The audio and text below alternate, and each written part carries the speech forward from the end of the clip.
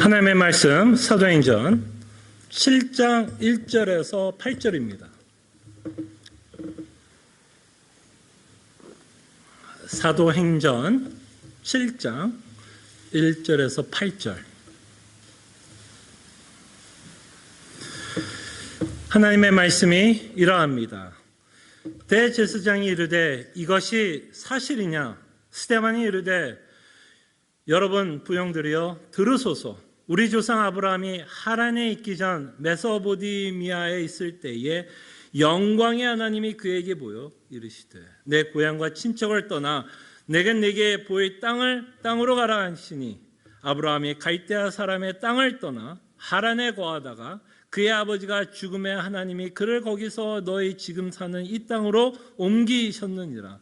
그러나 여기서 발붙일 만한 땅도 유업으로 주지 아니하시고 다만 이 땅을 아직 자식도 없는 그와 그의 후손에게 소유로 주신다고 약속하셨으며 하나님이 또 이같이 말씀하시되 그 후손이 다른 땅에서 나그네 되리니 그 땅 사람들이 종으로 삼아 400년 동안을 괴롭게 하리라 하시고 또 이르시되 종 삼는 나라를 내가 심판하리니 그 후에 그들이 나와서 이곳에서 나를 섬기리라 하시고 할례 언약을 아브라함에게 주셨더니 그 이삭을 낳아 8해 만에 할례를 행하고 이삭이 야곱을 야곱이 우리 12조상을 낳으니라. 아멘. 제가 신학교를 다니면서 들었던 과목 중에 하나가요, 교회사 과목이 있었습니다. 초대교회, 중세교회, 종교개혁 당시의 교회사 또는 현대교회사라고 해서 몇 가지 과목을 통해서 교회사를 공부했던 때가 있는데요. 그 교회사 가운데 한 교수님이 저한테 하셨던 말씀이 여전히 저에게는 머릿속에 남아있고 그 교수님이 하셨던 그 말이 목회를 하는 저에게는 참 큰 위로가 된 말씀입니다. 그 목사님이 뭐라고 얘기했냐면요, 2000년 동안 교회 역사 가운데 교회가 한 번도 온전한 적은 없었다라고 말씀하셨습니다. 그 말이 저에게는 굉장히 좀 위로가 되더라고요. 그 말이 맞다면 당연히 시애틀 남포 제 장로교회도 온전할 수 없겠죠. 그 말 들으니까 목회를 하는 저에게는 조금 약간 위로가 되어요. 온전할 수 없는 지역교회 또는 유형의 교회에 대해서 그 교수님이 말씀하고 있는 것을 기억을 합니다. 교회는 언제나 문제에 노출됐어요. 바른 말씀이 교회에서 선포됐지만 수많은 이단들이 출현했고, 여러분들이 잘 아는 갈라디아에서 보면 사도 바울이 논쟁하고 싸웠던 자들은 거짓 교사들이 있었습니다. 거짓 교사들은 끊임없이 교회에 침투하면서 그들이 마땅히 믿어야 할 예수 그리스도의 복음을 바로 믿지 못하도록 거짓된 가르침을 가르쳤습니다. 그는 초대교회 갈라디아 교회뿐만 아니라 교회사 계속 내내 어떤 일들이 벌어지냐면 이단들의 공격을 받고 이단들의 공격 가운데 교회는 과연 무엇을 믿어야 되고 무엇이 바른 교리이며 바른 진리인지에 대한 끊임없는 고민과 기도와 무엇을 믿어야 할지에 대한 끊임없는 갈등 가운데 있었습니다. 그것만이 교회의 문제였나요? 교회 안에 있는 성도들은 여전히 죄성을 갖고 있기 때문에 그 교회가 평안할까요? 갈등의 연속이었을까요?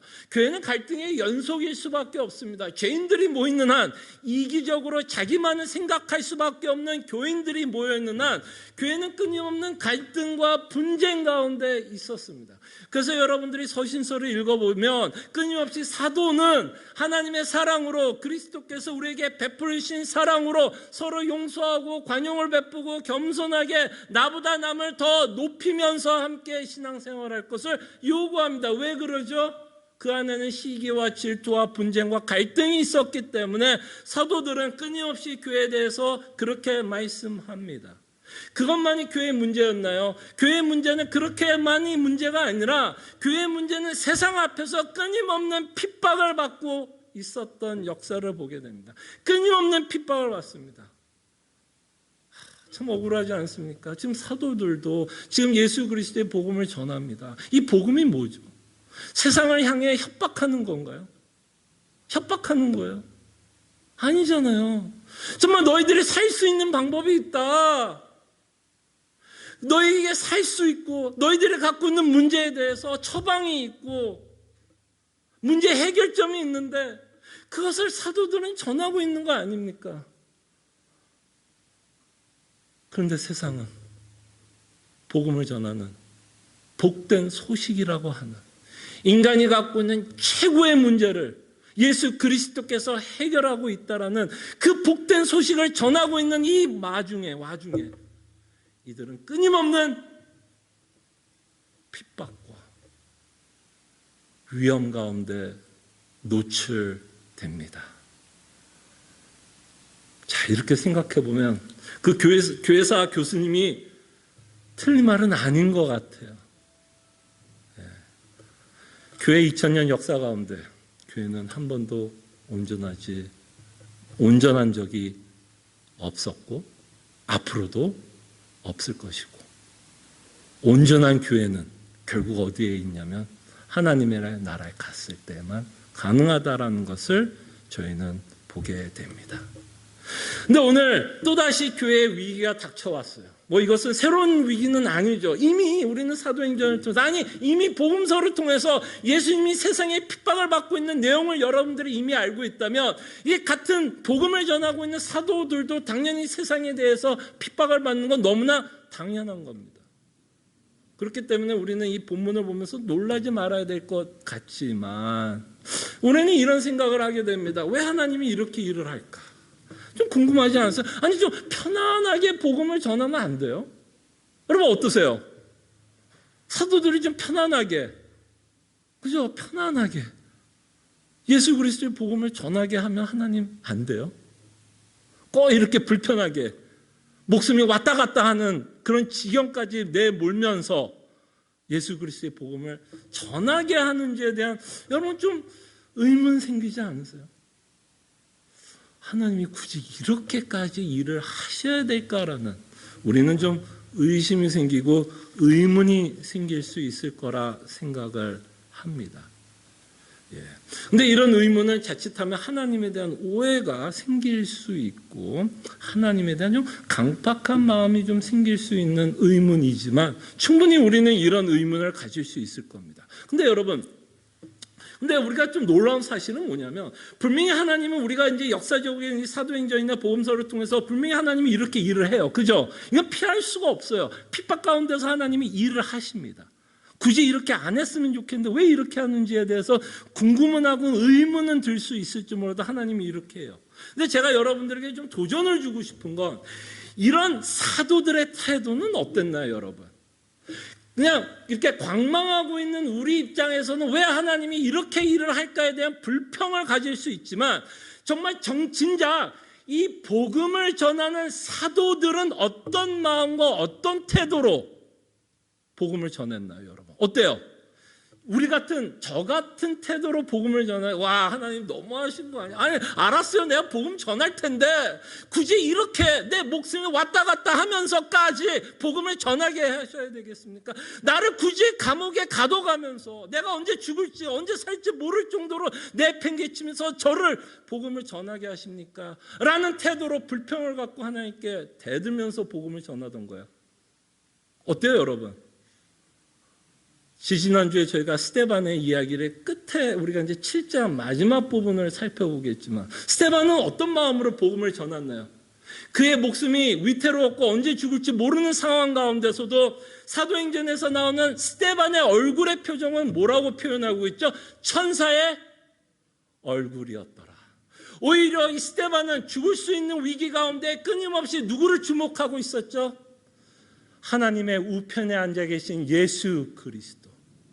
그가 어떤 위기 가운데서 그가 어떤 힘든 가운데서도 우리가 오늘 참회 기도를 통해서 고백했던 것처럼 스데반은 항상 기뻐했고 범사에 감사했으며 오히려 자신의 상황 가운데 불평, 불만 하나님 왜 이렇게 일을 하느냐는 식으로 따지기보다는 그 가운데 끊임없이 뭐 했을까요? 하나님을 의지하며 기도하며 나갔을 것입니다.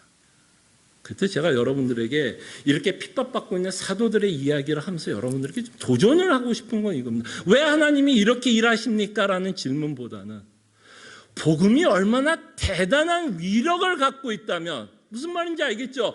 복음이 얼마나 대단한 위력을 갖고 있다면 죽을 수밖에 없는 상황. 그죠? 스데반은 어떻게 되죠? 첫 번째 순교자입니다. 그죠? 예, 물론 그전에도 있을 수도 있지만 어쨌든 사도행전에 기록된 첫 번째 순교자로 기록된 자가 스데반입니다. 그럴 때 여러분, 하나님에 대한 원망보다는 도대체 복음이 뭐길래, 복음이 도대체 얼마나 복된 소식이길래 스데반은 죽을 수 있는 그 위기의 상황 가운데서 극도로 공포스럽고 두려울 수밖에 없는 그 상황 가운데서도 천사 얼굴을 띄고 더 나아가서는 예수님과 같은 기도를 하신 거 기억나십니까? 예수님이 십자가에 죽으면서 뭐라고 기도하셨는지 기억나세요? 저들 다 죽여요, 하나님. 나를 핍박하는 저들, 지금 당장 천사들 다 데려와서 저들 다 죽이세요라고 예수님이 죽으면서 기도했나요? 아니죠. 저들 하는 거 몰라요, 하나님. 저들이 무식하고 무지해서 나를 이렇게 죽이는 겁니다 라면서 오히려 자신을 죽이는 자를 향하여 변론하고 변호하며 십자가에 죽으셨던 예수님. 스데반도 똑같이 하나님에 대해서 기도하면서 용서를 구하면서 죽습니다. 여러분, 우리가 믿고 있는 복음은 대단한 복음입니다. 우리가 하나님에 대해서 만약에 이 본문을 보면서 불평을 하고 있다면, 어쩌면 우리가 믿고 있는 복음이 여전히 우리에게 대단하게 다가오지 않기 때문에, 우리는 현상만을 보면서 하나님께 불평할 수 있으나, 정말 우리가 예수 그리스도의 복음이 주는 참된 위로와 기쁨과 소망과 정말 기뻐할 수 있는 이유, 감사할 수 있는 이유가 있다면 우리도 누구처럼 죽을 수 있을까요? 스데반처럼 죽을 수 있다는 거죠. 스데반이 대단했을 거라고 생각하십니까, 여러분? 만약에 스데반과 우리의 차이가 있다면 결국 어딜까요? 그게 대단했던 게 아니라 그 복음이 그에게는 뭐가 된 거예요? 완전히 설득된 거죠. 그게 설득이 되니까 죽으면서도 천사의 얼굴을 피고 주님 곁에 간다라는 것이 스데반에게 뭐 한 거예요? 가장 기쁜 거죠. 그때 여러분, 정말 복음이 정말 우리의 삶 속에 정말 강력하게 역사했으면 합니다. 여러분들이 갖고 있는 수많은 문제들 왜 없겠습니까? 스데반도 지금 목숨이 왔다 갔다 하는 위기의 순간에 있었습니다. 이거보다 더 절실한 상황이 인생 가운데 있을까요? 그럼에도 불구하고 그는 천사의 얼굴에 띄었다면 우리도 인생을 살아가면서 수많은 문제 가운데 우리는 천사의 얼굴에 띌 수 있습니다. 이게 마스크를 쓰고 있으니까 이게 안 좋구나. 분명히 지금 마스크 뒤에 다 천사 얼굴을 띄고 있죠. 제가 하나님이 아니어가지고 정확하게 마스크 뒤에 여러분의 표정은 제가 읽지는 못해요. 죄송합니다. 근데 여러분 정말 복음을 믿고 있다면 여러분 눈빛에 뭐가 있어야 돼요? 천사의 얼굴. 평안함, 여유. 힘들고 어려워도 뭐가 있어야 돼요? 여유. 괜찮아. 죽으면 예수님 만나러 가. 스데반이 갖고 있는 깡 아니었어요, 그게? 오케이, 죽으면 난 예수님 만나러 가. 오케이, good enough. 복음의 위력을 보세요. 복음이 얼마나 우리를 세상을 향해서 담대하게 할 수 있는지를 우리가 이 사도행전을 통해서 끊임없이 봤으면 좋겠고, 하나님의 어떤 섭리에 대한 의심과 의문이 아닌 정말 하나님을 믿음으로써 오는 그 능력이라 그럴까요? 그 성령 충만이라고 표현할까요? 그것이 우리의 인생 가운데서 끊임없이 일어날 수 있도록 우리가 도전을 받고 기도했으면 합니다. 그때 이제 스데반은 공회 앞에서 외칩니다. 이제 신문을 받고 있죠. 신문을 받고 있습니다. 그러면서 이제 스데반이 외칩니다. 공회 앞에서 자신의 목숨을 건 외칩니다. 들으소서라고 말합니다. 들으소서. 공회 앞에서 말씀합니다. 들으소서. 그때 이 스데반이 공회 앞에서 들으소서라고 이야기할 때는 저는 이런 내용이 포함된다라고 생각을 합니다. 내가 하는 말, 그러니까 스데반이 복음을 전하는 그 말씀에 저항하지 마십시오. 저항하지 마십시오. 만약에 저항하고 있다면 무엇이 당신을 하여금 이 복음의 말씀에 저항하고 있습니까? 라는 그 내용이 들으소서라는 말에 포함된다라고 생각을 합니다. 들으소서라고 이야기할 때 당신이 갖고 있는 선입관, 당신이 갖고 있는 편견, 당신이 갖고 있는 욕심 때문에 예수 그리스도의 복음을 듣는데 방해가 되고 있다면 그것들을 제거하시고 내가 지금부터 여러분들에게 전하는 복음을 들으시기를 바랍니다. 라는 의미로 저는 스데반이 지금 설교한다라고 생각을 합니다. 근데 여기에는 약간의 문제가 하나 있어요, 여러분. 어떤 문제가 있냐면 사실 성경적으로 보면 하나님의 말씀 또는 스데반이 전하려고 하는 복음은 사실은 어떤 자들만이 들을 수 있느냐면 거듭난 자들만이 들을 수 있는 내용이에요. 사실은. 그러니까 사실 스데반이 아무리 이 공회 앞에서 이 유대 지도자 앞에서 들으소서, 내가 전하는 복음 들으소서라고 아무리 외쳐도 정말 성령 하나님께서 그들의 거듭나게 하시사 그들이 갖고 있는 선입관 편견을 깨지 않고서는 이들은 하나님의 말씀을 들을 수 있는 자들은 아니에요. 자, 그렇다면 우리가 생각할 수 있습니다. 아니, 거듭나지 않는 자들에게 스데반은 왜 이렇게 복음을 외치고 있는지. 어차피 하나님께서 그들을 거듭나게 하지 않는다면 듣지 못한데 굳이 스데반이 왜 목숨을 걸어가면서 이렇게 복음을 전하고 있는지에 대한 의문도 생길 수가 있고, 굳이 우리가 거듭났는데 왜 이렇게 이 거듭나지 않은 이 자들에게 복음을 전하고 있는 내용을 왜 우리에게 기록하고 있을까라는 의문이 좀 생길 수 있을 거라고 생각이 합니다. 질문이 조금 길어져서 약간 헷갈릴 수가 있을 것 같은데 제가 드리고 싶은 질문은 이거예요. 왜 거듭나지 않는 자들에게 복음을 전하고 있는 내용을 기록하고 있느냐는 거예요. 자, 그럴 때 제가 여러분들에게 좀 도전을 주고 싶은 건 이겁니다. 여러분과 제가 거듭났어도 여전히 우리 안에는 선입관과 편견이 남아 있게 됩니다. 그러니까 제가 아까 말했을 때도 거듭나야지 하나님의 말씀을 듣는다라고 이야기할 때 거듭난다고 해서 우리가 갖고 있는 모든 선입관과 편견이 깨지고 없어진다라는 말이 아닙니다. 그 선입관과 편견이 이제 깨지면서 하나님의 말씀을 듣고 설득이 되고 이제 믿기 시작을 하지만 여전히 우리 안에 뭐가 남아 있을 수 있을까요?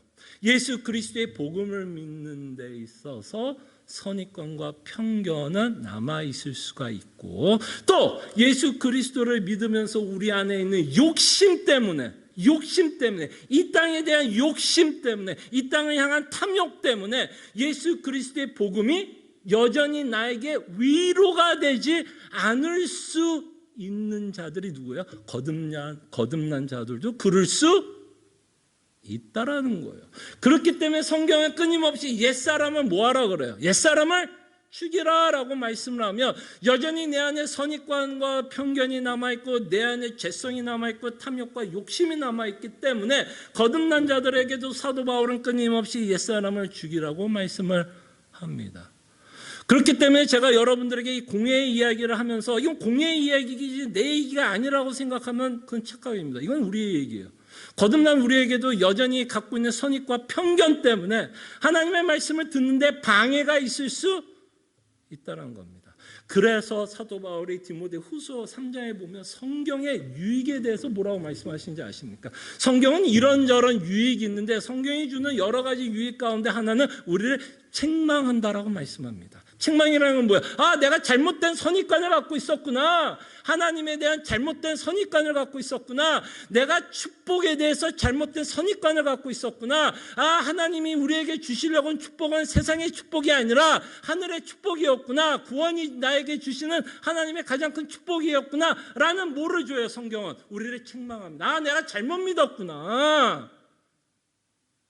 근데 잘못만 믿으면 뭐야? 그 다음에 뭐 해야 될까요? 바르게 믿어야 될 거 아니에요. 잘못만 지적하는 게 아니라 이럼으로써 내가 바르게 믿는 건 뭘까? 선입관은 제거했다고 칩시다. 편견은 없앴다고 칩시다. 그럼 거기에 바른 지식이 들어가야 되잖아요.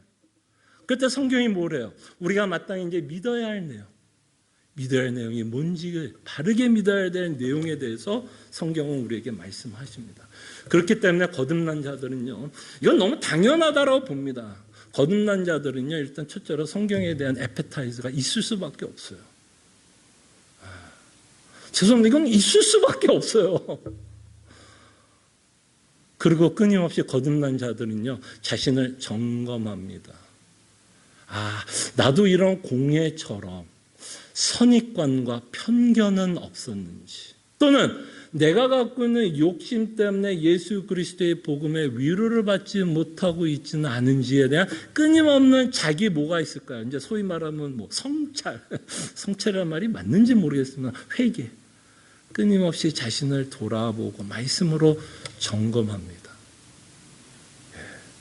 어떠십니까, 여러분? 말씀으로 점검하는 삶을 사십니까? 물론 주일날 하루 오셔서 말씀을 듣고 점검하시는 것도 참 중요하지만 우리의 죄성이 선입관 편견이 너무 강하기 때문에요. 어쩔 때는 이렇게 제 설교 좀 길을 때는 50분도 길 때가 있어요. 그 50분 가지고 점검이 안 될 때가 참 많은 것 같아요. 참 많은 것 같아요. 그래서 우리는 매일매일 하나님의 말씀 앞에 노출되어야 하고 그 말씀을 통해서 내 안에 잘못된 선입관, 편견이 없는지 끊임없이 우리가 살펴봐야 합니다. 그래서 들으소서. 하나님이 여러분들에게 지금 외칩니다. 사랑하는 그죠? 우리 아버지가 여러분들에게 외칩니다. 들으라, 들으라, 들으라. 근데 저는요, 들으라고 그러면 꼭 그런데요라고 답을 하더라. 그런데요, however, although.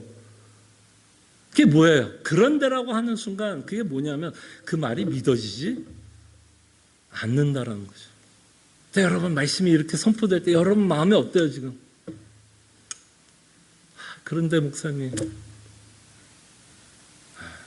저항하지 마시고 말씀에 큰 도전이 있기를 바랍니다. 자, 그러면서 이제 스데반이 무엇을 이야기하냐면 들으소서라고 이야기하면서 이들이 이제 그 공회원들이 시비를 걸었던 내용이 뭐였냐면 사람들이 이제 스데반을 어큐즈하는 그죠? 그러니까 잘못된 것을 어큐즈하고 있는 내용에 대해서 말씀합니다. 스데반이 뭐라고 이제 가르쳤냐라고 사람들이 뭐라고 얘기하냐면 율법과 성전에 관해서 잘못된 내용을 가르치고 있다라고 소문을 퍼뜨리는 거예요, 지금. 그러니까 이제 공회에서는 이제 화가 난 거지. 왜냐면 이들에게 가장 중요했던 여러 가지가 있지만 그 중에 가장 중요했던 상징적으로 가장 중요했던 것 중에 하나가 성전이었고 그들이 받았던 율법 아니겠습니까? 그때 스데반이 잘못된 가르침으로 사람들이 오해하게 만들었던 건 뭐 성전을 허물 것이다라고 스데반이 가르친 것 때문에 이제 공회에서 이 스데반을 불러내어서 네가 정말 그렇게 가르치고 있었느냐라는 식으로 지금 신문하고 있는 내용이 바로 7장의 내용입니다. 그때 성전이 갖고 있는 여러 가지 의미가 있지만 제가 지난주에 말씀한 것처럼 제사제도에 대해서도 말씀을 했지만 그 제사제도를 줬던 이유 중에 하나가 뭐죠? 하나님의 백성과 하나님이 함께 동고동락하기 위해서 하나님께서 제사제도를 주셨다라고 말씀을 드렸습니다. 죄가 있는 한 하나님의 백성들은 하나님과 동고동락할 수 없어요. 그래서 하나님이 이 성전 안에 제사제도를 주면서 하나님이 그들과 함께 할 수 있도록 하나님이 제사제도를 주셨다라고 말씀을 했습니다. 그때 성전이 주는 가장 큰 상징성은 뭐예요?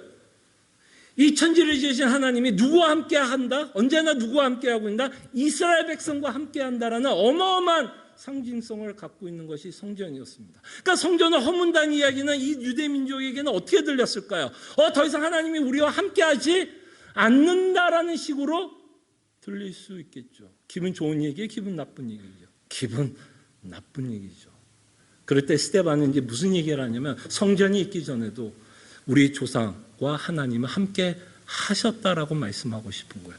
성전이 있기 전에, 성막이 있기 전에 하나님은 우리와 함께 하셨다라고 말씀을 하는데 그 내용을 무엇을 가지고 이야기하냐면 이들에게 가장 중요했던 조상들이 참 많습니다. 여러분들이 생각해도 유대민족이 가장 중요하게 생각하는 수많은 조상 가운데 대표적인 조상을 하나 뽑으라면 당연히 누가 뭐래도 아브라함의 뽑게 됩니다.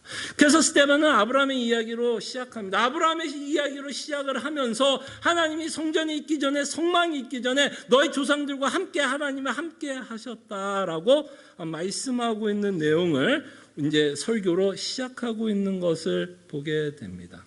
자, 그러면서 우리가 좀 주목하고 싶은 건 이겁니다. 자, 오늘 여러분과 좀 계속해서 좀 고민하고 싶은 건, 하나님이 아브라함을 불러냈을 때 하나님은 아브라함을 향한 계획을 갖고 있었어요. 그 계획의 내용이 굉장히 중요합니다. 아브라함과 함께 하셨는데 하나님은 아브라함을 향한 계획을 갖고 있었어요. 우리가 소위 좋아하는 이런 말이 있지, 영어에 God has a wonderful plan for Abraham. 우리 그런 말 좋아하죠. 하나님은 우리를 향한 너무나 아름다운 계획을 갖고 있다.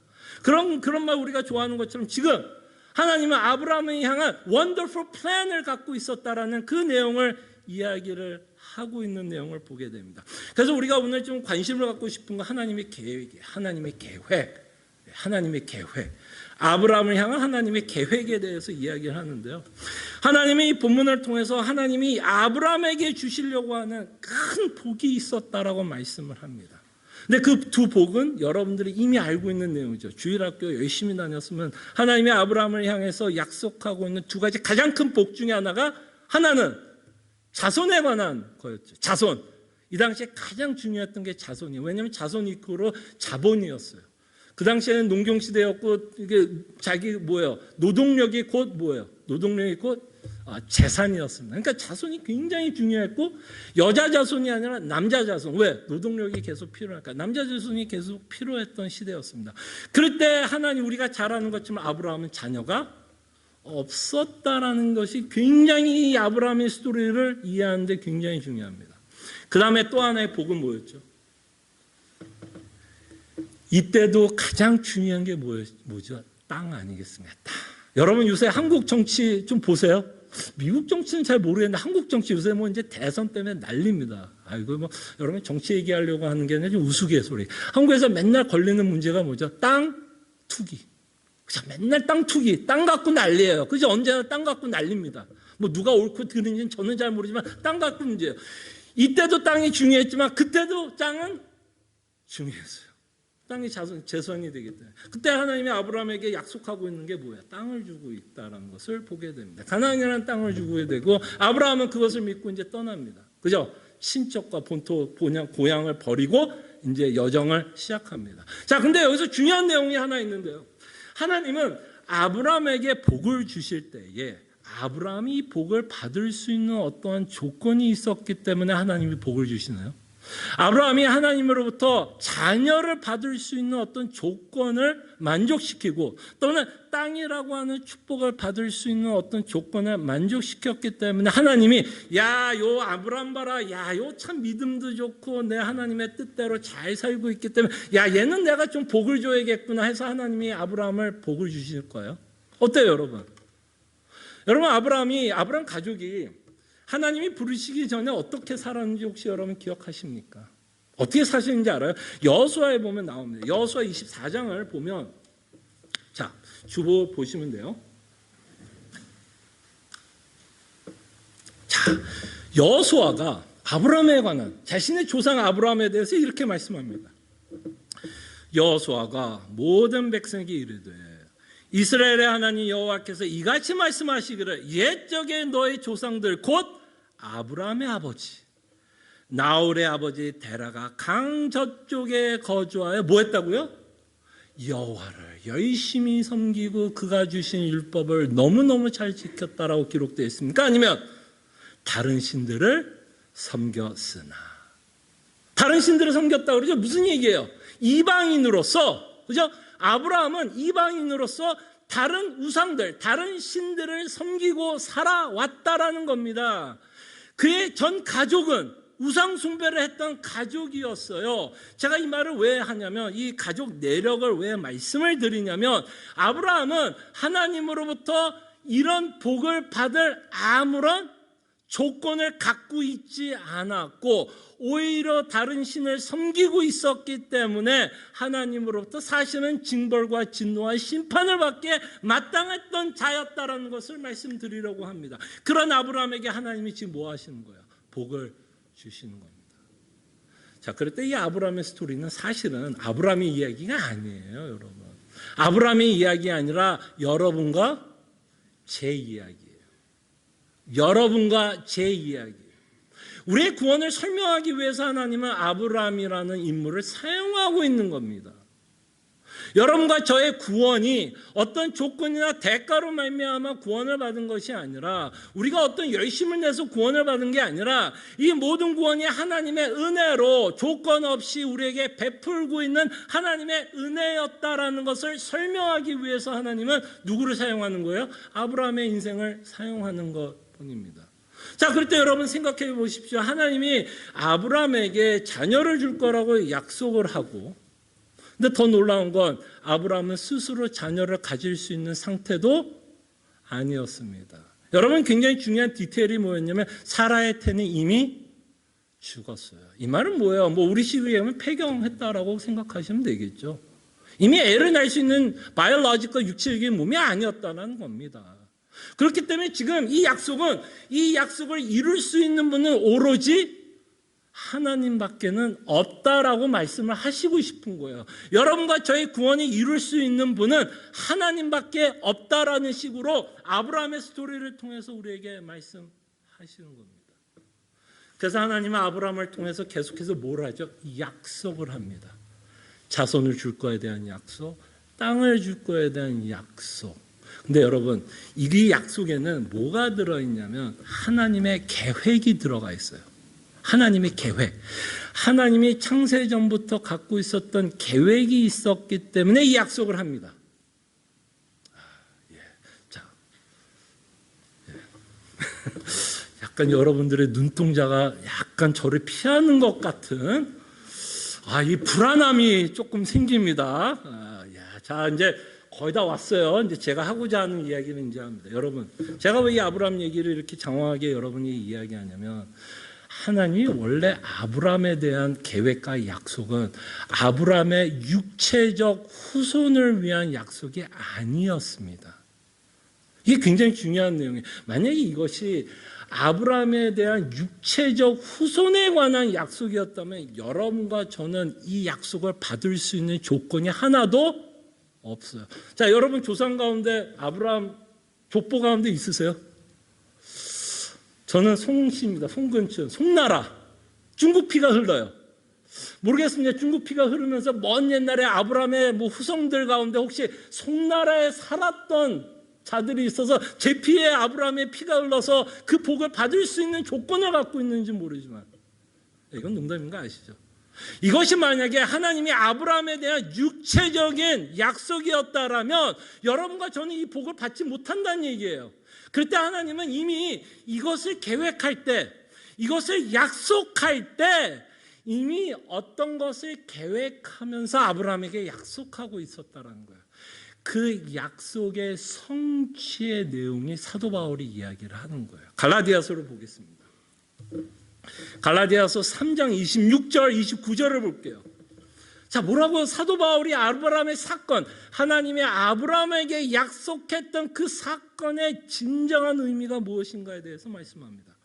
자, 갈라디아서 3장 26절. 너희가 다 믿음으로 말미암아 그리스도 예수 안에서 하나님의 아들이 되었으니, 여러분들이 예수 그리스도를 믿음으로써 요한복음에 나오면 아들의 권세를 주신다 그러죠. 아들이 되는 권세를 주셨다라는 그 표현을 사도 바울은 이렇게 표현합니다. 그러면서 29절 뭐라고 표현해요?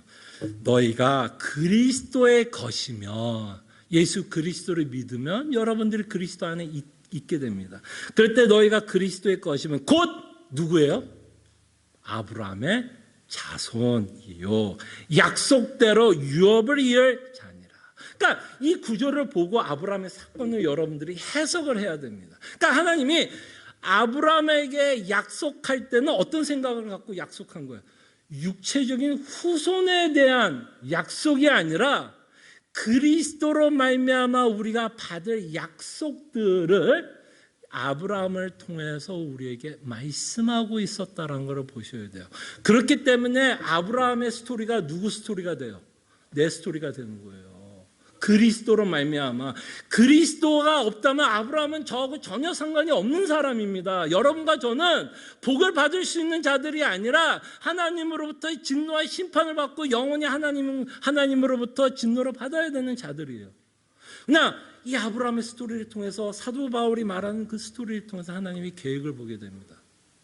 하나님이 아브라함을 이렇게 축복한 것은 육체의 축복도 아니고 육체의 후손들에게 주시는 축복이 아니라 그리스도를 통해서 주실 복을 아브라함의 인생을 통해서 우리에게 말씀하고 있었구나라는 것을 깨닫게 됩니다. 그러니까 진짜 누가 자손이에요? 여러분과 저가 누가 진짜 자손이에요? 아브라함의 육체적인 자손이 아니라 누가 자손이에요? 예수 그리스도를 믿는 자가 아브라함의 참된 자손입니다. 그러니까 여러분들이 서자가 아니에요. 여러분들을 계획하시면서 아브라함의 사건을 만드시는 내용이에요. 무슨 얘기인지 알겠죠? 여러분들을 생각하면서 창세전에 하나님이 계획했던 그 구원의 역사가 아브라함의 인생을 통해서 나타나는 것이고, 그 역사의 성취가 그리스도를 통해서 성취가 되고, 예수 그리스도를 믿는 모든 자들이 하나님이 아브라함을 통해서 약속했던 그 모든 것을 받게 됩니다. 그래서 여러분, 정말 아브라함에게 약속했던 그 복이 우리가 지금 누리고 있는 복입니다. 그리스도를 통해서 누리는 복이에요. 그리고 그 복 때문에, 그저 그리스도로 말미암아 얻은 복 때문에 지금 스데반이라고 하는 이 자는 뭐까지 하겠다라는 거죠? 죽기까지 하겠다라는 거예요. 여러분과 제가 지금 누리는 복이 얼마나 대단한지를 우리가 좀 봤으면 좋겠어요. 세상이 주는 건강, 세상이 주는 돈, 세상이 줄 수 있는 어떤 것보다 우리가 믿고 있는 예수 그리스도로 말미암아 받는 복이 내 목숨과 모할 만큼 가치가 있다라는 거죠. 내 목숨과 바꿀 수 있을 만큼 가치가 있다라는 게 이 복음이라는 거예요. 그러니까 스데반이 지금 어떤 얼굴이에요? 천사의 얼굴. 그리고 여러분들도 지금 어떤 얼굴이 띄어야 돼요? 천사의 얼굴. 천사의 얼굴. 천사의 얼굴이 띄어야 됩니다. 자, 그러면서 하나님은 그들에게 아브라함에게 자손이라는, 이삭이라는 자손을 주면서 그 땅에 살아왔지만, 히브리서에 보면 참 특이한 내용을 기록합니다. 히브리서 11장 15, 16절을 볼게요. 자, 히브리서는 아브라함에 관한 내용을 이렇게 정리합니다. 그들이 나온 바 본향을 생각하였다라면 돌아갈 기회가 있었으려니와 그들이 이제 더 나은 본향을 사모하니 곧 하늘에 있는 것이라. 그러니까 지금 여러분, 하나님이 아브라함에게 가나안을 주겠다라고 약속한 건 가나안이 아니라는 거예요, 여러분. 무슨 말인지 알겠죠? 하나님이 아브라함에게 내가 너에게 땅을 주겠다라고 약속했던 그 땅은 가나안이 아니었다라고 말씀을 하고, 이 아브라함과 조상들이 자신이 약속한 땅에 살고 있으면서도 하나님이 약속한 땅이 아니었기 때문에 그들은 나그네로 살았다라고 기록하고 있고, 아브라함과 아브라함의 자손들은 더 나은 본향을 바라보면서 살았다라고 기록을 합니다. 그러니까 우리가 믿고 있는 종교는요, 이 땅에 국한된 종교가 아니에요. 이 땅과 사실은 상관이 없는 종교라고 표현할 수 있을까요? 성경에서 말하는 수많은 복, 이 땅과 상관이 이제는 없습니다. 상관이 없어요. 상관이 없어요. 근데 우리는 계속해서 상관이 있다라고 생각을 하는 게 우리의 문제고, 그렇게 끊임없이 상관이 있다라고 생각하는 게 어디에서 시작하냐면 내가 갖고 있는 탐심과 욕심 때문에 우리는 끊임없이 하나님을 믿으면서 이 땅의 복과 뭐 하고 싶어요? 연결을 시키고 싶은 거예요. 하나님 잘 믿으면 이 땅에서 하나님께서 복을 주겠지. 근데 그렇게 생각하는 이유가, 그 근원지가 저는 욕심이다라고 말하고 싶은 거예요. 말씀에 그렇게 써여 있어서가 아니라 내 욕심 때문에 그렇게 연결해서 믿고 싶은 더해요. 무슨 말인지 알겠죠? 내 욕심 때문에. 내가 갖고 싶은 게 있어서 하나님을 믿으면 이렇게 해주겠지라고 우리는 바라는 거예요. 그 바라게 하는 게 뭐예요? 내 욕심 때문에. 내 욕심 때문에. 그렇게 하나님이 복을 주시지 않을까라는 기대를 갖고 살아갑니다. 그때 우리는 계속 고민하고 갈등합시다. 하나님이 정말 여러분에게 주시려고 하는 복이 뭘까요? 정말 뭘까요, 여러분? 솔로몬도 자신의 영광을 뭐라고 표현했죠? 헛되고 헛되도다라고 고백을 했습니다. 도대체 하나님이 우리에게 주시려고 하는 복은 어떤 복일까를 우리는 이 말씀을 통해서 끊임없이 고민했으면 좋겠어요. 그리고 마지막으로 여러분들에게 좀 도전을 주고 싶은 건 우리는 하나님의 계획에 대해서 좀 관심을 가졌으면 좋겠어요. 하나님이 뭐를 이루려고 하는지, 내 인생 가운데서 하나님이 뭐를 이루려고 하는지. 우리가 아까 제가 되지도 않는 영어로 이렇게 표현을 했습니다. God has a wonderful plan for you. God has a wonderful plan for you. 그럼 보통 여러분 이것을 젊은 청년들에게 이야기하면 보통 뭐라고 생각할 것 같아요? God has a wonderful plan for you. 젊은 20대, 30대들한테 이 말을 하면 대부분의 20대, 30대들은 뭐예요? 하나님이 내가 이 땅에 살면서 내가 원하는 계획을 이루실 하나님으로 믿고 그 말을 이해하는 경우가 참 많아요. 근데 우리도 그렇잖아. God has a wonderful plan for me 하면 우리의 계속된 생각은 하나님이 나에게 뭔가 더 좋은 거, 이 땅에서 좋은 것을 주실 것을 계획하고 있겠지라고 우리는 생각하지 않습니까? 그래서 우리는 고난이란 걸 참 받아들이기가 힘든 것 같아요. 왜 고난이란 걸 받아들이기 힘드냐면 우리는 하나님이 나에 대한 너무나 좋은 계획을 갖고 계실 거라고 상상을 하기 때문에 뭐를 못 받아들여요. 그 선입견과 편견이 하나님이 나에게 고난을 줄 거라는 것을 이해하지 못하도록 할 수 있다라는 거예요. 네, 여러분 스테반 어때요? 하나님의 원더풀 플랜을 갖고 있었어요? 스테반에게 원더풀 플랜은 뭐예요? 천국이에요. 예수님 만나는 게 원더풀 플랜이었고 이 땅에서 스테반의 인생은 어떻게 끝나요?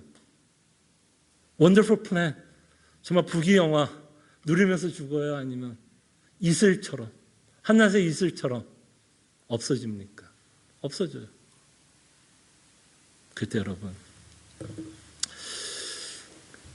우리가 같이 고민하고 싶은 건 하나님에 대한 계획에 대한 고민. 하나님이 나에게 이 땅에서 어떤 계획을 갖고 있을지에 대한 고민보다 우리가 예수 그리스도를 믿고 하나님 아버지를 믿는다면 하나님은 어떤 계획을 갖고 있는지를 끊임없이 좀 고민했으면 합니다. 근데 우리는 이런 것 같아요. 제가 어떤 동영상을 봤는데 되게 재미나는 동영상을 봤어요. 짧은 동영상입니다. 어떤 내용이 기록된 동영상이냐면요. 친정엄마와 딸의 이야기가 잠깐 그 동영상을 봤는데 친정엄마와 딸인데 그 딸은 결혼을 했어요. 가정이 있어요. 근데 이 딸은 이 친정 집에 갈 때마다 자기 생각만 해요. 어떤 식으로 자기 생각을 하냐면 이 친정 집에 있는 가정제품들 있죠. 쓸만한 거 있으면 가져가요. 엄마 이거 필요 없지? 가져가요. 그리고 냉장고 열면 맛있게 만든 반찬 보면 그냥 가져가요. 그 가져갈 때는 사실 뭘 생각하면서 가져가는 거야? 자기 생각만 하는 거 아니에요. 자기 생각, 지 가족만 생각하는 거 아니에요. 지 가족만 생각하니까 집안에 있는 부모가 쓰는 가정제품 새 거 사놓으면 야 이거 쓸만하네? 이거 엄마 나 가져가도 돼? 그러면 엄마가 뭐라 그럴 것 같아? 그 엄마가 이 새끼 그냥 그러겠어? 아니면 에휴 가져가. 너 필요하면 가져가. 반찬도 엄마가 열심히 만들면 에휴 손자 손주 먹이겠다는데 가져가. 다 뭐예요? 엄마 아빠 집에 가가지고 결국 누구 생각하는 거야? 지 생각하는 거야. 지 생각하는 거 아니야 그 딸은. 근데 우리가 하나님 믿으면서도 이러지 않나라고 생각해. 내 생각만 하는 거야. 무슨 생각? 하나님은 나를 향한 어떤 원더풀 플랜을 갖고 다 나요 나. 지 생각만 하는 거예요. 어떻게 하면 하나님께 뭐가 갖고 있는 거 빼먹을 수 있을까? 그것만 고민하는 거예요. 그냥 빼먹을 수 있을까? 그걸 여러분 그런 자식이 있으면 여러분 어때요? 사랑하니까 주죠. 그죠? 딸이 와가지고 필요하다는데 누가 안 주겠어요? 그렇지만 얄밉지 않아요? 그런 딸이 계속 그런다면 얄밉지 않아요? 근데 우리가 그렇게 신앙생활하고 있을지도 몰라요. 우리 생각만 하는 거야. 내 생각만 하는 거예요. 그냥 계속. 그래서 하나님을 막 이용하려고, 하나님의 사랑을 이용하고 그의 능력을 이용해서 어떻게 하든 내가 이 땅에서 조금 더 내가 원하는 대로 살아갈까를 고민하면서 우리가 신앙생활을 하고 있지 않는가 생각을 해봅니다. 그럴 때 여러분, 성숙한 신앙인은요, 이 땅에 필요한 것을 하나님께 안 구한다는 얘기는 아닙니다. 그죠? 아니, 성숙해도 이 땅에 필요한 건 필요한 거니까. 그러나 성숙한 신앙인은 뭘 생각할까? 아버지가 뭘 생각하는지 더 궁금해합니다. 그러니까 내가 이 물건을 가져가면 우리 엄마가 기분 나빠하겠구나라는 생각 때문에 그 말을 조차 하지 않아요. 내가 필요함에도 불구하고, 그걸 내가 가져갈 수 있음에도 불구하고, 내가 이걸 가져가면 내 엄마가 기분은 좋아하지 않을 거기 때문에 묻지 않아요. 그게 뭘까요, 여러분?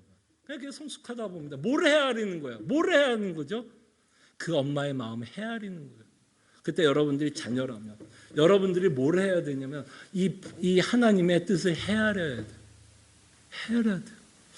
하나님이 정말 무슨 계획을 갖고 있고 뭘 이루려고 하는지 그거에 대해서 우리는 헤아리고 끊임없이 그것에 대해서 궁금해하고 알아가려고 하고 그것에 우리의 생각에 포커스를 맞추고 순종하면서 살아가려고 하는 자가 하나님의 자녀입니다. 그래서 우리는 하나님의 뜻이 내 인생 가운데서 이루어질 때 우리는 가장 기쁘다라고 말합니다. 그것이 설사 고난이어도 그것이 설사 아픔이어도 그 일을 통해서 아버지는 나에게 더 큰 일을 하실 것이고 그 고난을 통해서 우리로 하여금 더 예수 그리스도의 복음을 믿게 하는 시간으로 사용하실 것을 믿기 때문에 우리는 여전히 하나님께 감사하면서 살아갈 수 있게 됩니다. 기도하죠.